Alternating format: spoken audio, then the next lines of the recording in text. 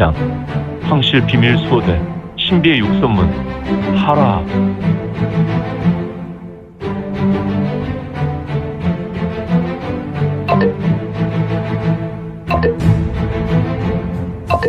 구독과 좋아요, 알림 설정 부탁드립니다. 제27장 황실 비밀 수호대 신비의 육선문 파라. 현재 육참의 두 팔뚝의 근육은 심하게 실룩거렸고 그의 팔뚝 힘줄은 매우 화가 났는지 툭하고 붉어져 나왔다. 그는 붉은색 혈광을 이건을 향해 쏘아내고 있었으며 내가 공부의 진기를 급하게 운용하였는지 그는 두 팔을 휘젓고 좌우로 폈다가 접다가 상하좌우로 신속하게 휘둘러댔다. 푸스스스스스스스스 사사사사사사사.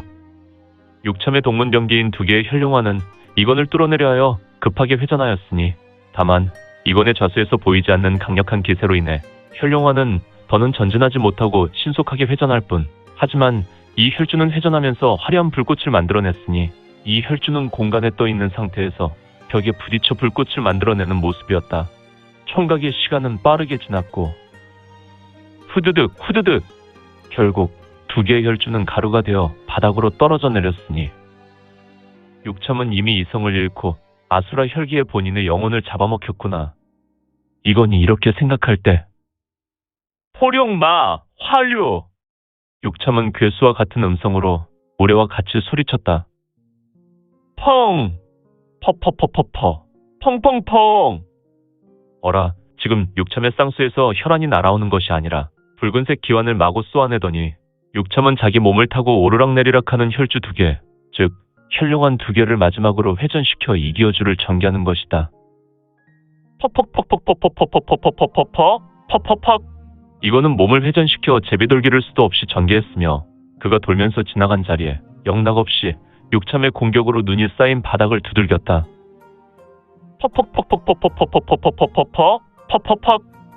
바닥을 때리는 기와는 마치 병력문의 병력탄이 터지던 눈이 사방으로 날렸고 이 두 사람의 대결은 마치 수많은 군사가 전쟁을 벌이는 모습과도 같았으니 휘리릭 휙휙 휙휙 휙휙 휙휙 휘리릭 펄럭 퍼펄럭 휘이척 휘익 스스 쇠액 쇠액 혈룡 탐강 적화지망 지강적출.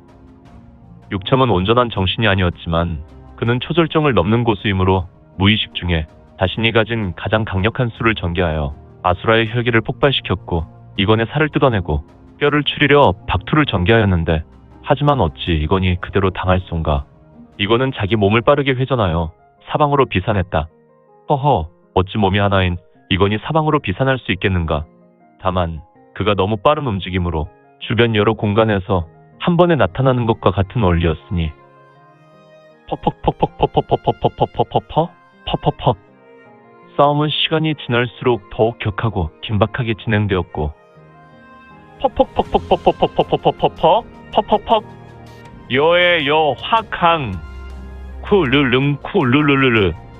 아, 드디어 이건이 응수를 펼쳤으니 그의 기세가 공간을 덮으라칠 때 한방눈은 더욱 거세가 내렸으며 도대체 이것이 무슨 조화란 말인가.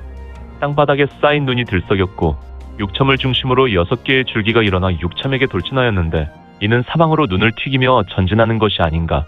또한 이거는 육참의 혈룡환을 피해내며 다시 지면에서 발을 구르며 마왕 군림포 쿵 팍팍팍팍팍팍팍팍팍팍팍팍팍팍팍팍.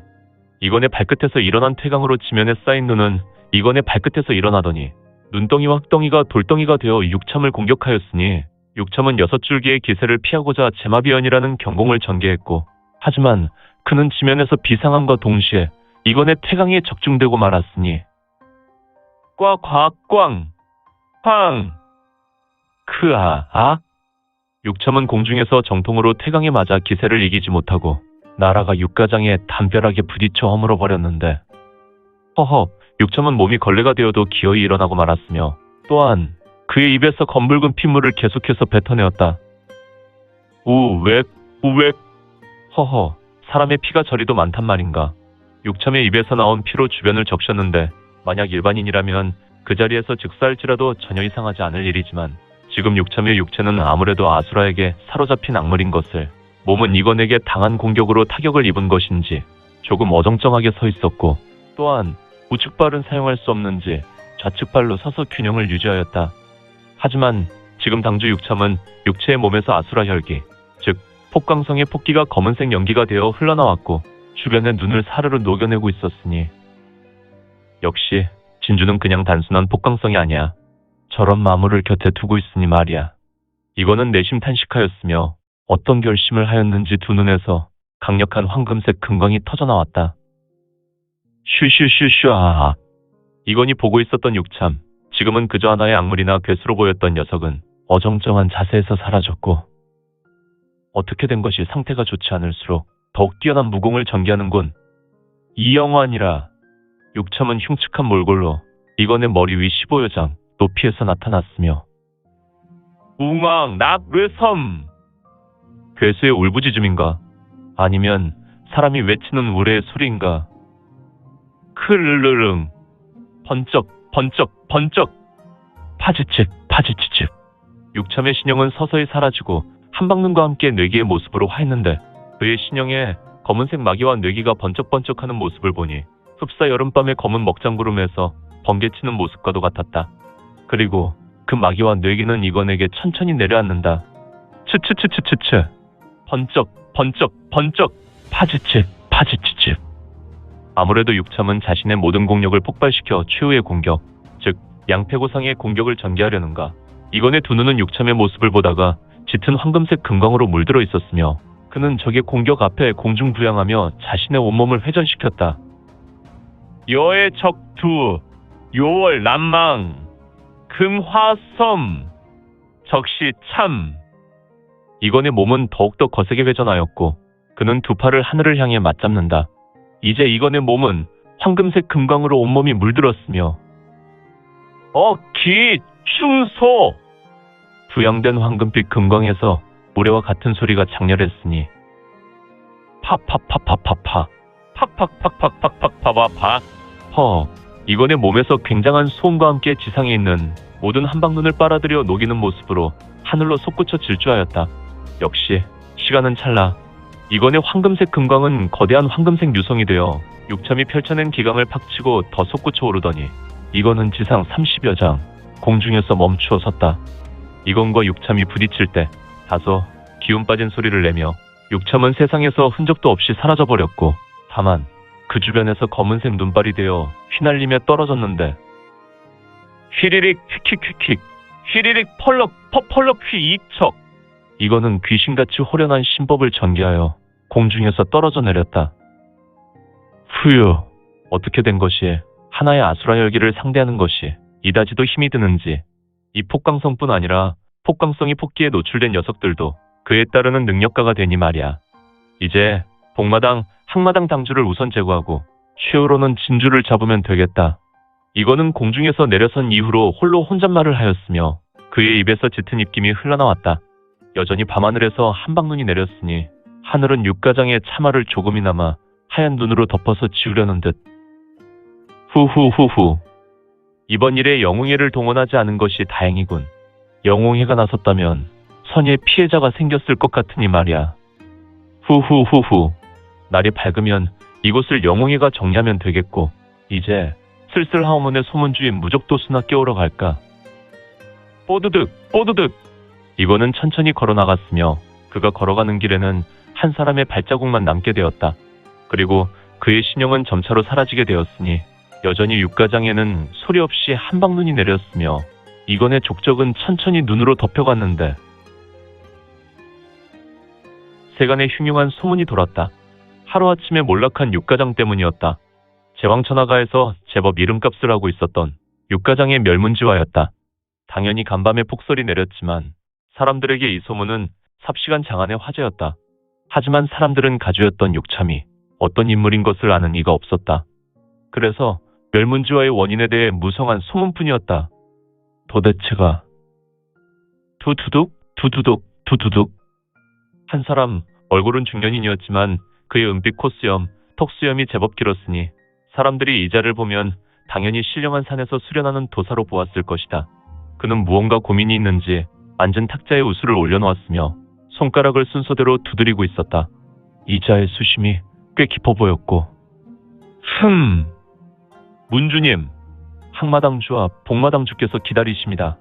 문 밖에서 젊은 남자의 소리가 들렸으며 이에 또 중년이는 얼굴을 들고 미소를 지었다.